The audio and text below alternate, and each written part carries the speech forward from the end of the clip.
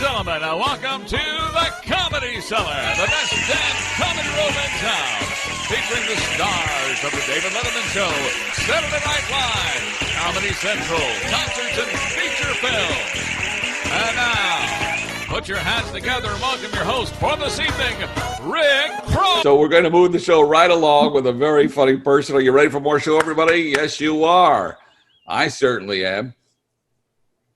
Let me just find him. There he is. Ladies and gentlemen, won't you please welcome back to the Comedy Cellar Zoom showcase, Ceri G. James. Woo. Good evening, everybody. So I signed up for this comedy class, and I must tell you, it's pretty serious business. As a matter of fact, my instructor tells me that my act is no laughing matter. True story. You see, you have to be so careful with humor these days. It's so easy to cross the line. This is something, of course, that I would never, ever do. I would rather snort that line right up my nose. So speaking of lines, I hate standing in queues at the supermarket. I mean, what a complete waste of time.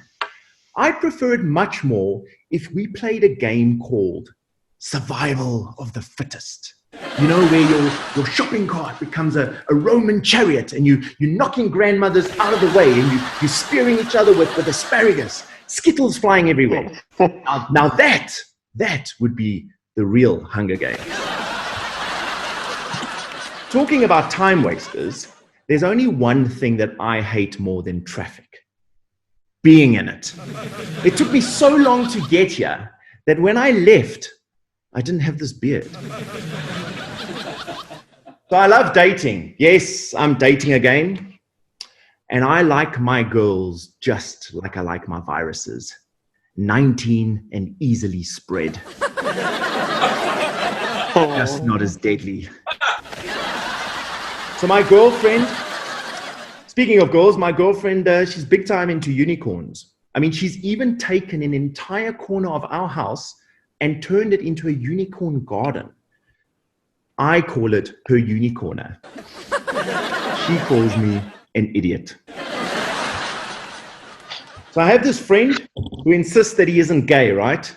So the other day he told me that he dates girls, specifically Jewish girls.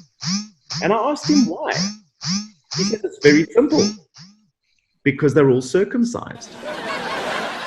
I've never really been musically inclined, you know that. So I thought I'd start learning to play an instrument. I thought, let me try the didgeridoo.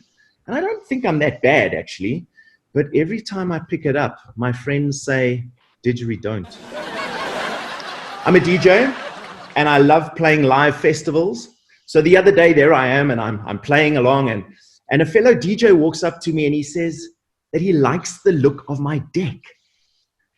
So I tell him that he has a lovely deck too. And before I knew it, there we were playing with each other's decks. Needless to say, he ended up humming the most soothing tune at the same time. So let's talk about COVID. Do you know that COVID, spelt backwards, is defok?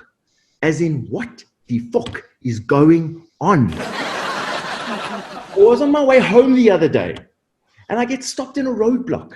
In my vehicle, they found 0.5 kilo of cocaine, 30 ecstasy pills, and a big bag of weed. And just when I thought I was going to get arrested, the traffic cop says, well, we didn't find any tobacco, so we're going to have to let you go. In addition to lockdown, we're also having to contend with this thing called load shedding. You know, the government's plan to manage the shortage of electricity because of poor infrastructural planning. And then the other night, the police chief announces that in order for us to reduce crime, we should keep the lights on at night during load shedding. Now, there's government efficiency at its finest. And what about this 17-year-old Twitter hacker? I mean, I don't know if you've heard, but he breached a number of high-profile Twitter accounts. I mean, where's the crime? Back in our day, we had real crime. We had something called breaking and entering. That was real, and we never put that on the internet. So let's talk a bit about stupidity for the moment. Who would knowingly do something that they know would injure themselves? I mean, like putting your finger in a plug socket, or walking on broken glass, or stepping onto burning hot coals. I mean, do you know there's a group of people out there that call themselves firewalkers? I mean, really? Why would anyone knowingly walk on fire? It turns out they did this study, and what they found is that these people are complete fucking idiots. Now, let me tell you about crazy. So this weekend, my girlfriend, the unicorner that I told you about, she invites me to this optional firewalk. Now, you know that when your girlfriend says something is optional, you better fucking be there. Otherwise, everything else becomes optional. So it's real fucking fire. I mean, real fiery headhouse coals. No magic coals. And on top of it, you have to refer to your third-degree burns as kisses. Motherfucking kisses. I mean, I've had some kisses that have turned into burns. Let's just say I won't be doing that again, or anything else optional. So after this weekend of enlightenment, I'm thinking about becoming a vegan. You know, rather than having animals killed for my enjoyment, I'm thinking of murdering fruits and vegetables instead. Anyone notice it's getting warmer?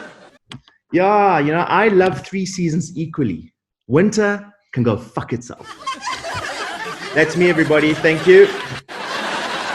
Yeah, that's Ceri G. James, everybody.